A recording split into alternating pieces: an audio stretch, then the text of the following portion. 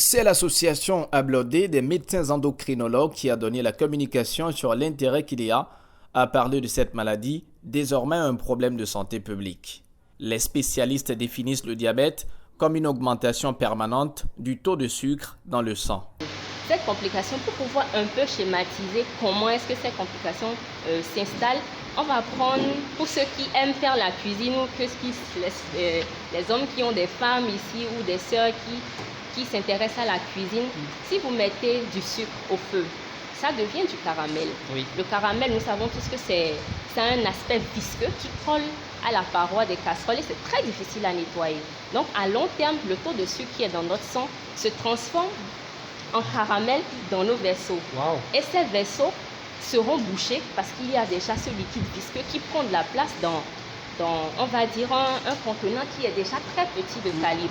Donc, ils vont boucher ces vaisseaux alors que les vaisseaux dans notre sang, dans notre organisme apportent du sang, de l'oxygène à tous les organes. Les yeux seront alors touchés, les pieds seront touchés, le pénis sera touché. Dès que le diabète est là, il peut boucher les parois de tous les vaisseaux de ces organes-là et donc il y aura un dysfonctionnement au niveau de ces organes-là.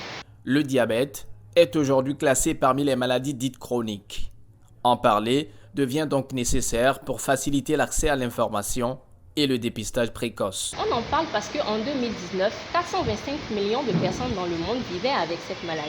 Les enquêtes qui ont été menées, c'est surtout l'enquête STEPS qui a été menée en 2015, la dernière date de 2015. Wow, ça fait 5 ans. Ça fait 5 ans. Et elle avait révélé que la prévalence du diabète au Bénin de 2008 à 2015 est passée d'environ 2% à 12,4%. En moins de 10 ans, on voit bien cette augmentation qui avait été prédite par l'IDF qui également a eu lieu au Bénin. Et les forts taux d'augmentation de la prévalence dans le monde sont observés dans les pays africains.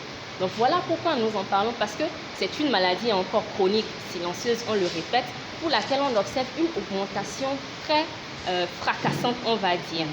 On en parle aussi parce que, toujours selon cette même étude qui a été menée au Bénin, 99% des personnes qui avaient été enquêtées n'avaient jamais bénéficié d'une glycémie.